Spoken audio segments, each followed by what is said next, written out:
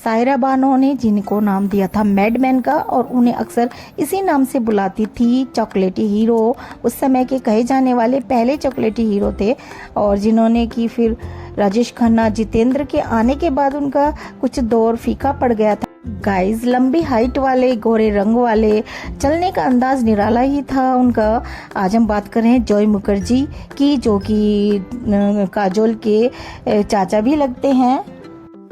महिला प्रशंसकों के चहेते जॉय मुखर्जी के फिल्मी करियर की शुरुआत पिता शशिधर के होम प्रोडक्शन की फिल्म लव इन शिमला में से हुई थी। 1960 में बनी यह फिल्म जॉय मुखर्जी और सह अभिनेत्री साधना के लिए बहुत ही सफल साबित हुई। लव इन शिमला में देव की भूमिका में जॉय मुखर्जी के अभिनय की बेहद सराहना हुई और 1964 और 1966 में उन्होंने 2 और सफल फिल्में दी, जिद्दी और love in Tokyo. Guys, hello guys, आज हम बात करेंगे जॉय मुखर्जी के बारे में और हिंदी फिल्मों के आकर्षक अभिनेताओं में शुमार जॉय मुखर्जी को भला कौन नहीं जानता। और गाइस, इनकी वाइफ का नाम नीलम मुखर्जी है और पिता का नाम शशिधर मुखर्जी है। गाइस, और गाइस, जॉय मुखर्जी की शिक्षा देहरादून के कर्नल ब्राउन कैब्रिज स्कूल और सेंट जेवियर कॉलेज में हुई है। गाइस, में देव की भूमिका में जॉय मुखर्जी के अभिनय की बेहद सराहना हुई और 1964 और 1966 में उन्होंने 2 और सफल फिल्में दी, जिद्दी और love in Tokyo. Guys, hello guys, आज हम बात करेंगे जॉय मुखर्जी के बारे में और हिंदी फिल्मों के आकर्षक अभिनेताओं में शुमार जॉय मुखर्जी को भला कौन नहीं जानता। और उनकी पृष्ठभूमि उनके पिता शशिधर मुखर्जी से ही विरासत में मिली है और अभिनय उन्हें विरासत में प्राप्त हुई है। गाइस, और उनको फिर उन्होंने अपने तरीके से निखारा, संवारा और धीरे धीरे वे 60 के दशक के लोकप्रिय अभिनेताओं में शामिल हो गए। गाइस, उन्होंने बहुत ही कम अवधि में अनेक फिल्मों में अपने अभिनय का परचम लहराया। आशा पारेख, साधना, माला सिन्हा और सायरा बानो जैसी सुप्रसिद्ध व सफल अभिनेत्रियों के साथ उनकी रोमांटिक जोड़ियां बेहद पसंद की गई। 1963 में बनी फिल्म फिर वही दिल लाया हूं जॉय मुखर्जी के करियर की उल्लेखनीय फिल्म रही, जिसमें उन्होंने अपने करियर की सबसे यादगार भूमिका निभाई है। देखते देखते जॉय मुखर्जी सफलता की बुलंदियों पर पहुंच गए। गाइस, वक्त बीतता गया और धर्मेंद्र, जितेंद्र, राजेश खन्ना जैसे अन्य अभिनेताओं के उभरने से जॉय मुखर्जी की छवि थोड़ी धूमिल होने लगी। अपनी गिरती लोकप्रियता को मद्देनजर रखते हुए गाइस, जॉय मुखर्जी कुछ ही फिल्मों में काम करने लगे। उन्होंने अभिनय के क्षेत्र में अपनी हर कला में उसमें प्रदर्शन दिया है, साथ साथ फिल्मों के निर्माण और निर्देशन की और भी रुख किया है। दुर्भाग्यवश फिल्म निर्माण निर्देशन में भी उन्हें सफलता नहीं मिल पाई। फिल्मी करियर से परे जॉय मुखर्जी ने छोटे पर्दे पर भी अपनी मौजूदगी दर्ज कराई। 2009 में उन्होंने धारावाहिक ए दिल ए नादान में अपने अभिनय का प्रदर्शन किया। गाइस, और गाइस, बात करें उनके भाइयों की तो देव मुखर्जी और सोमू मुखर्जी उनके भाई हैं और एक बहन है उनकी, जिनकी शादी गांगुली परिवार में अशोक गांगुली और किशोर कुमार के परिवार में हुई है। गाइस, और फिल्म सूत्रों के अधिगुरु कहे जाने वाले शशिधर मुखर्जी का कौन नहीं जानता। पूरा परिवार फिल्मी रहा, किंतु उनके बेटे जॉय मुखर्जी को फिल्म अभिनेता बनना बिल्कुल भी पसंद नहीं था। अपने पिता के आसपास मौजूद रहकर उनकी फिल्मी गतिविधियों को बालक जॉय मुखर्जी नजदीक से देखा करते थे। शूटिंग के तमाम दृश्य उन्होंने अपने सामने तमाशे के समान ही लगते थे। जॉय मुखर्जी का इरादा टेनिस खिलाड़ी बनकर अंतर्राष्ट्रीय प्रसिद्धि प्राप्त करना था। जब वे बीए की पढ़ाई कर रहे थे तभी एक दिन उनके पिता ने पूछ लिया कि आखिर वे अपनी जिंदगी में करना क्या चाहते हैं। इस सवाल के जवाब में उन्होंने फिल्म हम हिंदुस्तानी का कॉन्ट्रैक्ट भी जॉय के सामने रख दिया। जॉय ने अपने मन भाव से, अनमने मन से फिल्म सोचकर साइन कर ली कि चलो पॉकेट मनी के लिए अच्छी रकम मिल जाएगी। जब फिल्म का ट्रायल शो हुआ तो प्रीव्यू थिएटर से वे भागकर घर आ गए थे। गाइस, और पर्दे पर अपने अभिनय तथा लुक को वे बर्दाश्त नहीं कर पाए थे।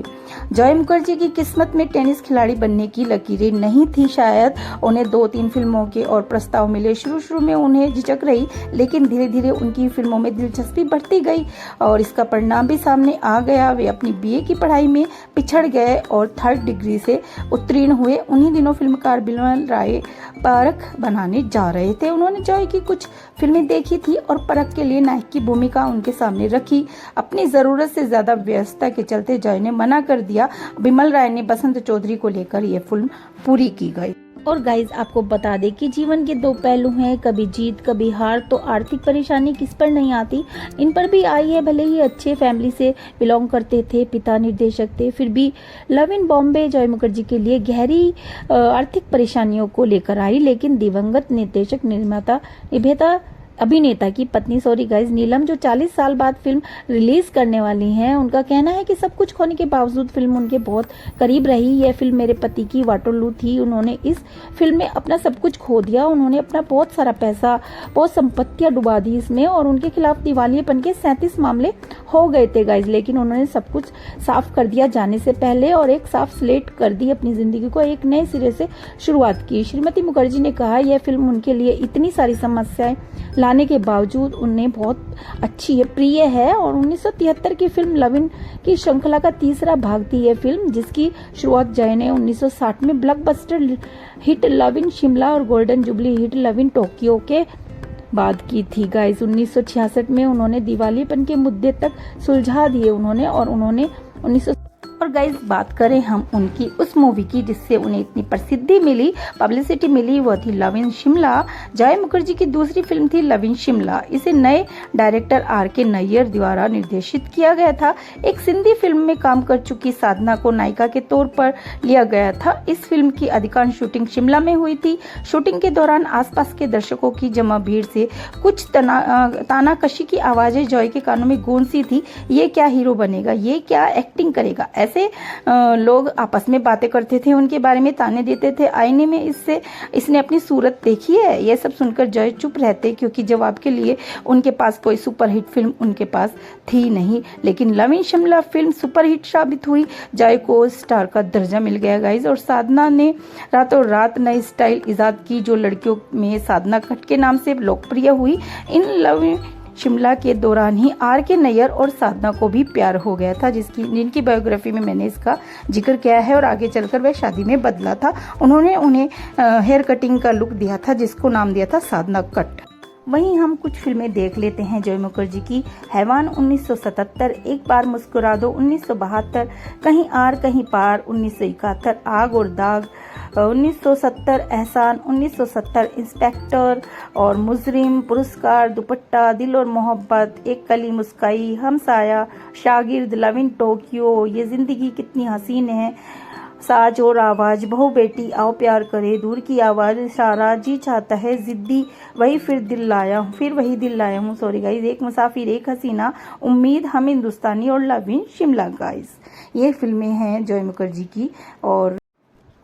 और गाइस जो लोग उन पर ताना कसते थे आज उनकी प्रशंसा करने लगे थे।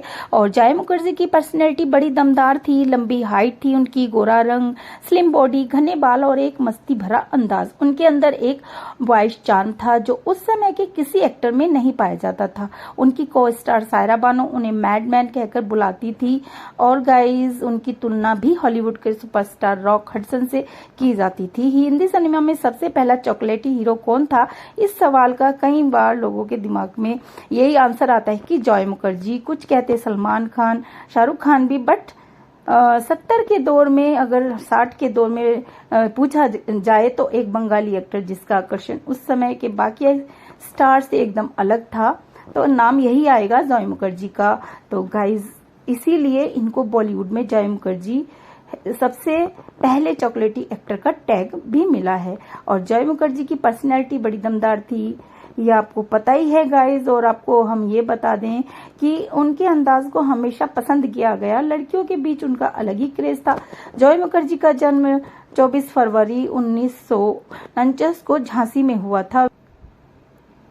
और गाइज आपको बता दें कि जमाने के मशहूर अभिनेता जय मुखर्जी को बीमारी के चलते लीलावती हॉस्पिटल में ही एडमिट करा गया था और वहीं उनका निधन हो गया था। वे 73 वर्ष के थे उस समय और वे थैलीसीमिया से पीड़ित थे गाइज। उनके परिवार में पत्नी नीलम मुखर्जी और 2 पुत्र एवं एक पुत्री हैं गाइज।